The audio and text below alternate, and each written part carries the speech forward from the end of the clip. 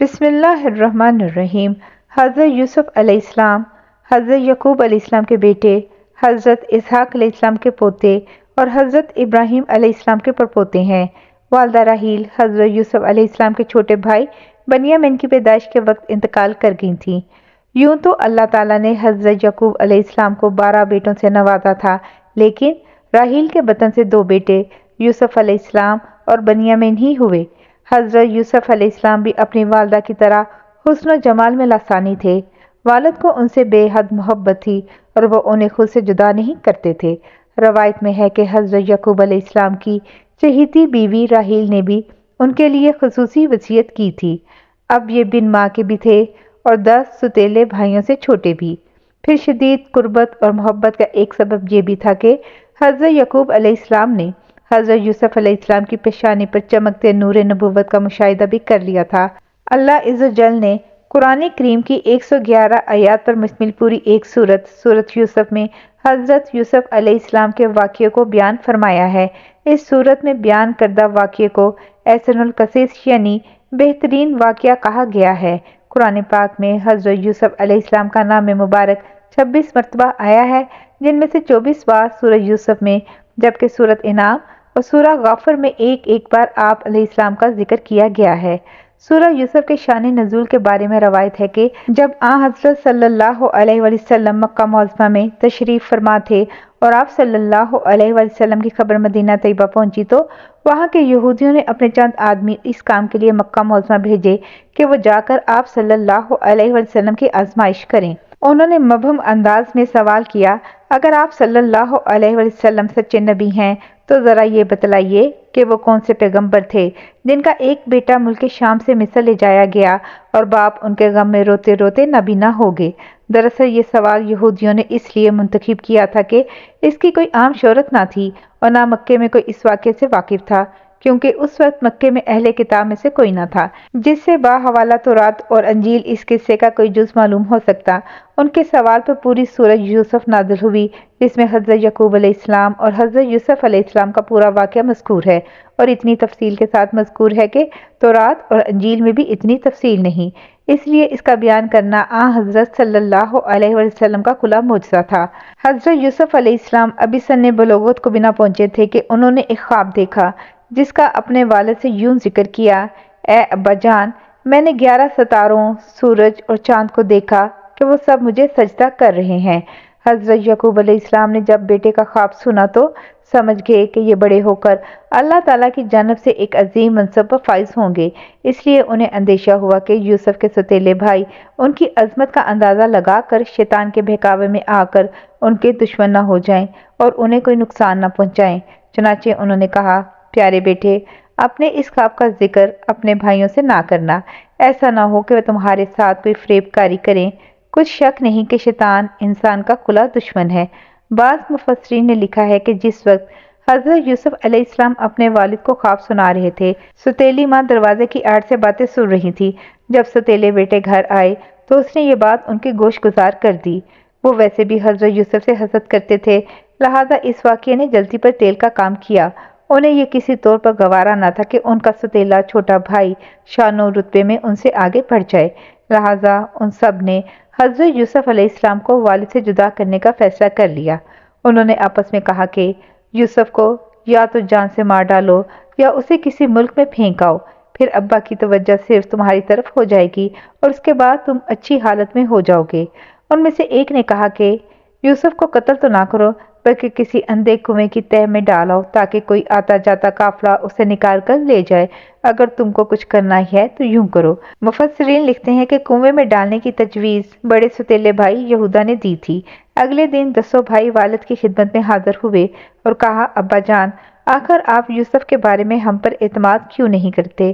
ہم تو ان کے خیر خواہ ہیں، کل آپ اسے ضرور ہمارے ساتھ بھیج دیجئے کہ خوب کھائے پیے اور کھیلے، اس کی حفاظت کے ہم ذمہ دار ہیں۔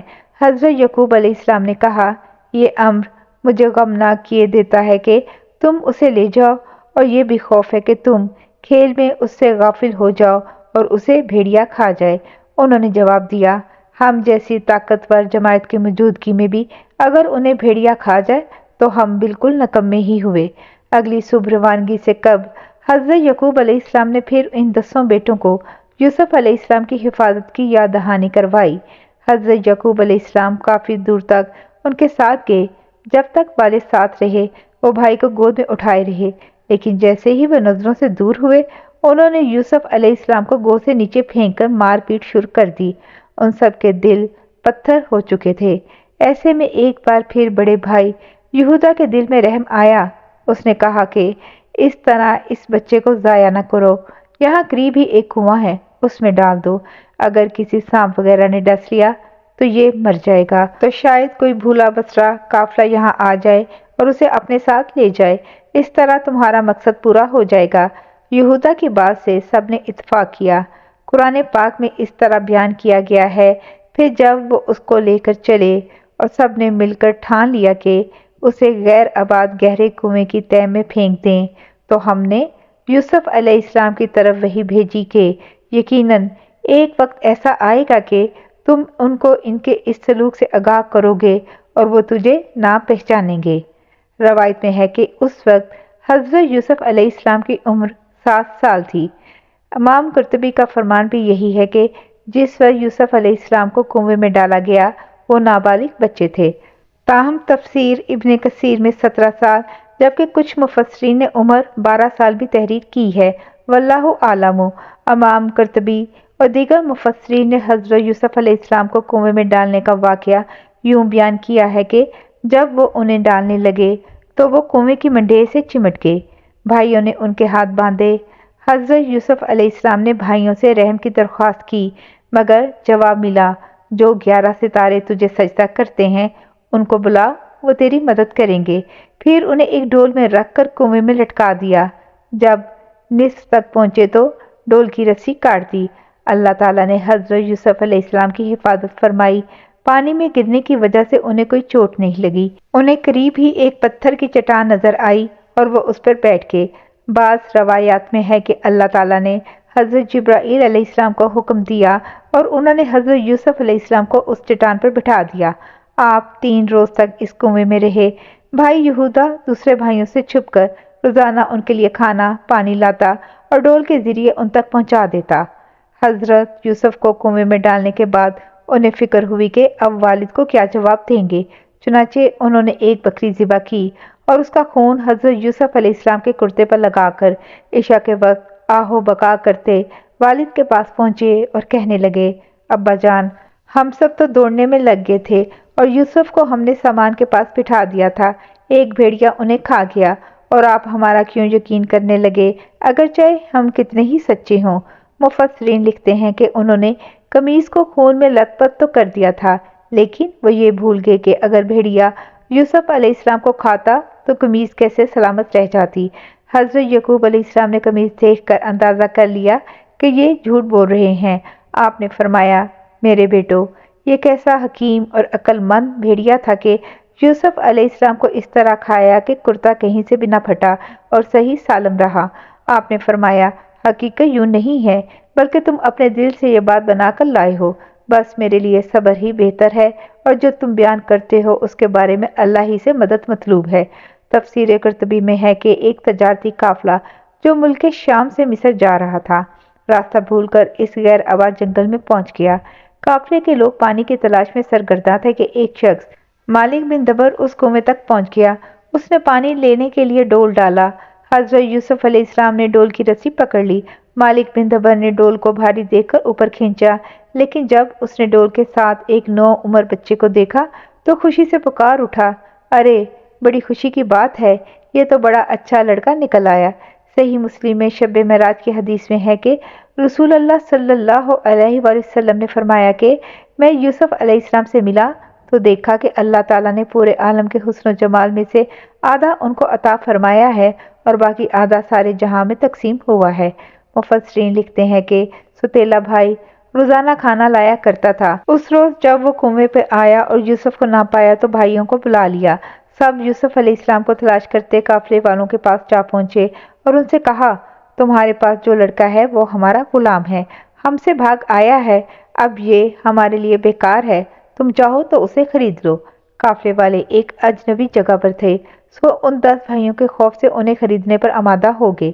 حضرت ابن مسعود اور حضرت ابن عباس فرماتے ہیں کہ ان بھائیوں نے حضرت یوسف علیہ السلام کو 20 درہم میں فروخت کر کے آپس میں 2 درہم تقسیم کر لیے۔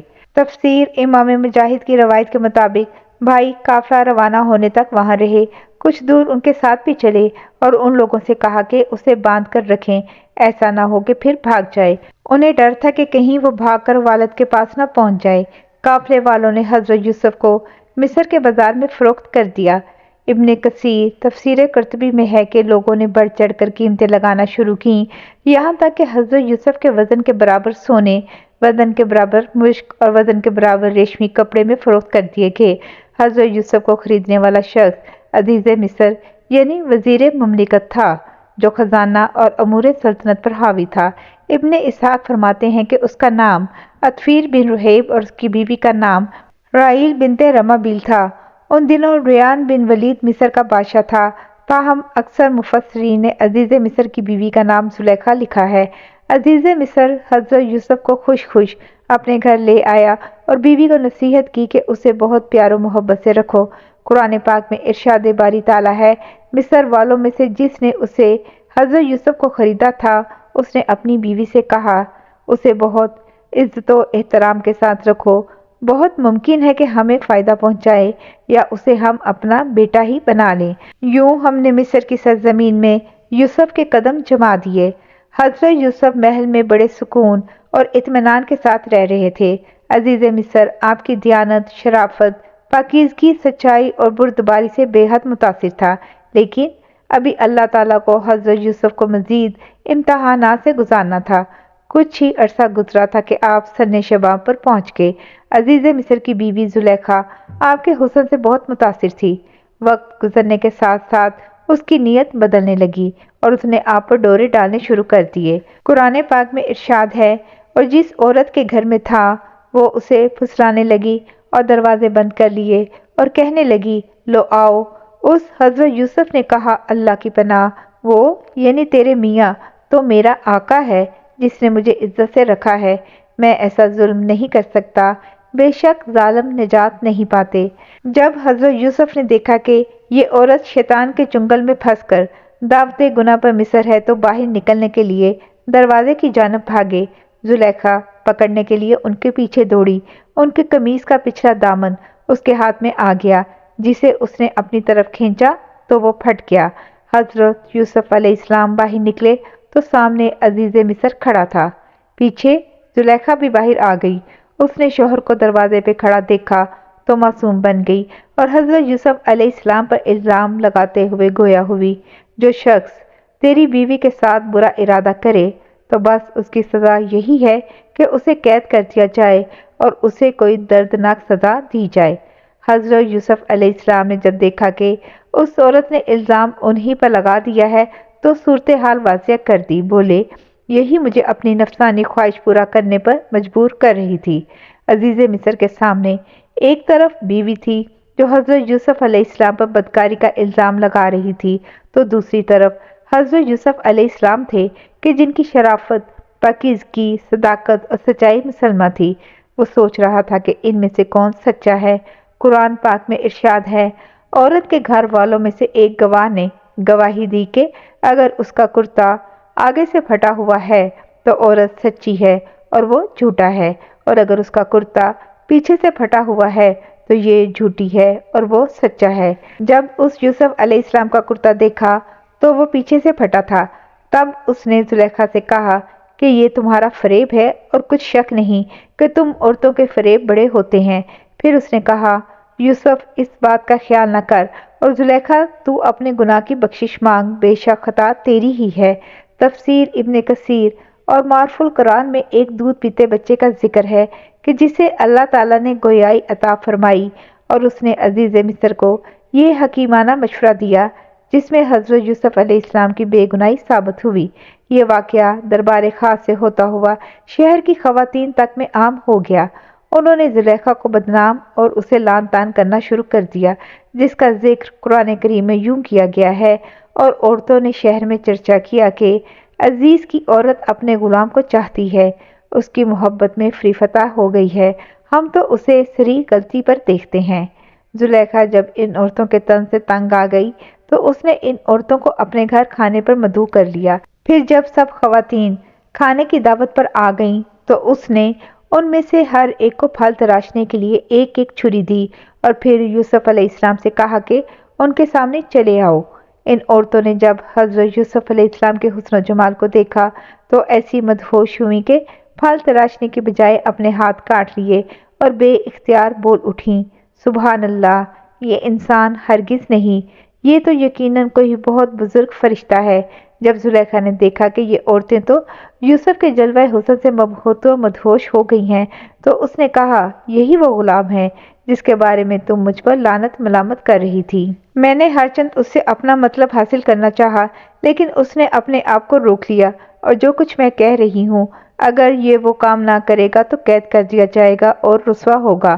مفسرین لکھتے ہیں کہ اس واقعے کے بعد وہ عورتیں بھی زلیخا کی ہمنوا ہو کر اس کی تائید و حمایت کرنے لگیں، جس کی بنا پر زلیخا مزید نڈر ہو گئی تو آپ نے اپنے رب سے التجا کی، اے میرے پروردگار، جس کام کی طرف یہ مجھے بلاتی ہے اس کی نسبت مجھے قید پسند ہے، اور اگر تو مجھ سے ان کے فریب کو نہ ہٹائے گا تو میں ان کی طرف مائل ہو جاؤں گا اور نادانوں میں داخل ہو جاؤں گا۔ حدیث میں ہے کہ 7 آدمیوں کو اللہ تعالیٰ اپنے عرش کا سایہ عطا فرمائے گا، ان میں سے ایک وہ شخص ہے جسے کوئی ایسی عورت دعوت گناہ دے جو حسین و جمیل ہو اور جاہ و منصب کی بھی حامل ہو، لیکن وہ اس کے جواب میں یہ کہہ دے کہ میں تو اللہ سے ڈرتا ہوں۔ جاری ہے، جزاک اللہ خیر۔